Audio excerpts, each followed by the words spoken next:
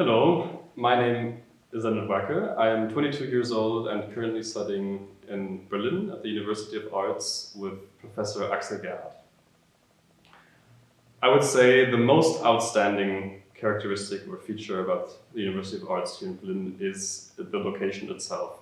Berlin is an incredible city to live and to study, especially for young people, since it's so vibrant and it has a very vivid music and art scene. So especially for musicians and artists, it's a great place to be.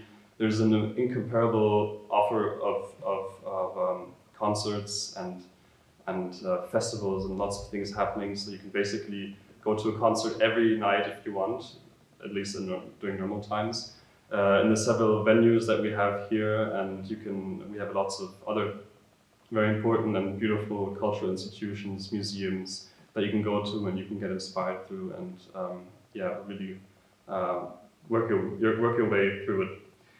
Of course, this means that this city attracts some of the best people and artists in their fields, meaning that we have amazing teachers here, which again contributes to the overall quality of the university and the students. And so it really is a great place to be. And another exceptional thing, next to the long tradition and the long history of the university, which is, I think, 300 or 400 years old itself, and throughout has had incredible teachers and people here, such as Karl Flesch or Max Rostal, to name two musicians.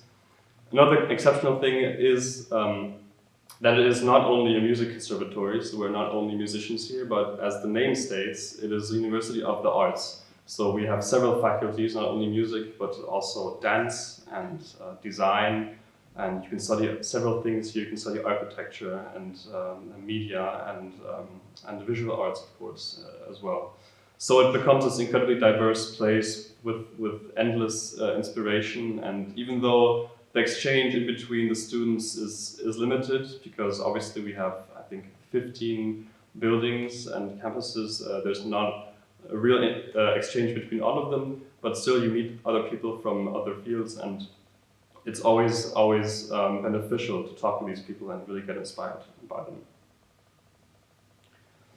So in the beginning of the pandemic, of course, the university closed completely, which was quite a catastrophe for a lot of people, well, for all people, of course, but especially for those people who were not able to practice at home, which were quite a lot of people.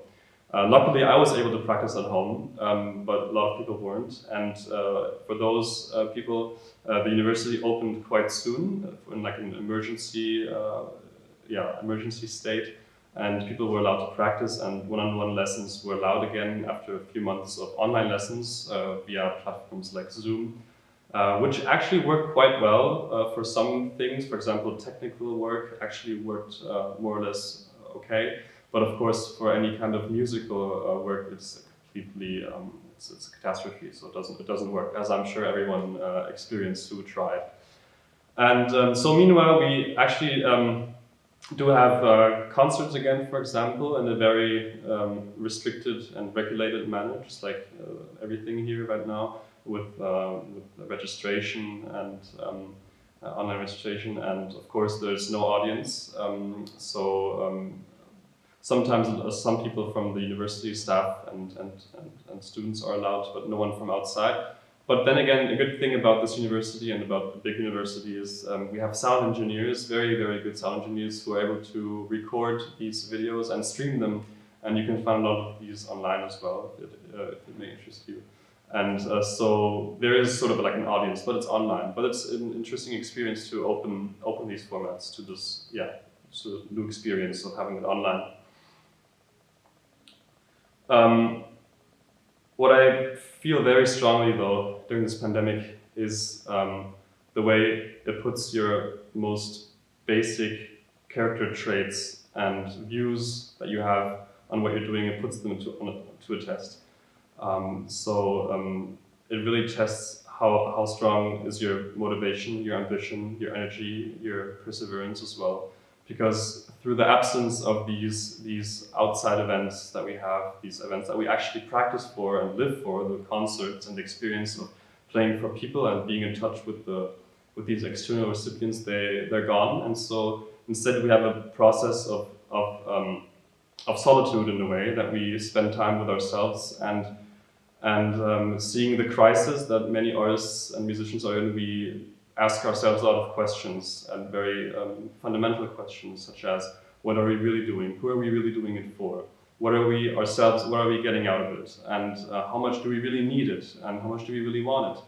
And is it too risky or not? So these are questions that I think everyone is living through and asking themselves. And it can be a very painful process. Some people don't find answers, or they find painful answers. Some may even quit because of that. But then you have the chance, if you may manage to uphold the energy and enlighten yourself with positive answers and come to the conclusion that you have good answers for all of this, then it can actually be a very, very good process, because you go out of the crisis and you're actually stronger, because you really know what you're doing it for. You have a clear idea what you're doing, how you're doing it, for who you're doing it, and you've lived through this crisis and grow. So that's the chance I really see, and not everyone manages, of course, to go through that way, and it's a very individual process. But I see both sides, and for myself, I've tried to find positive answers, and I've tried to work through this pandemic and really work in advance for what I hope is going to be a bright time afterwards. Concerning hopes for the future, of course, personally speaking, it would be a great dream to live my life off music, be a musician, and travel the world and make great music. Whether this is based on my violin playing is not a settled question for me. Whether I'll pursue the prevalent way of joining an orchestra or not is still an open question for me personally.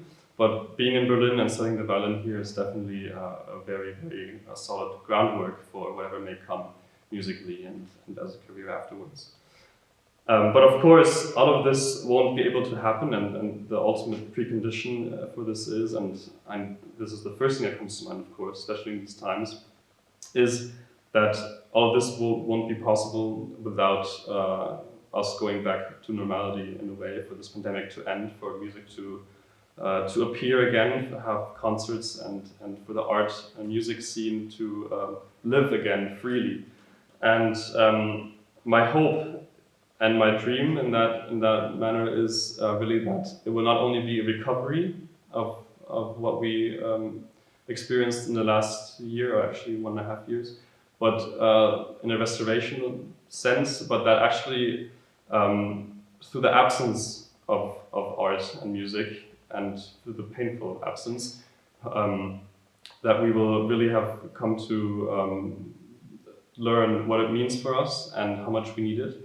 And that afterwards, after we go through this pandemic, that actually art and music will be of a greater quantity and a greater quality, and that there will be a greater appreciation and promotion of what we do, and that arts and music will blossom soon, hopefully.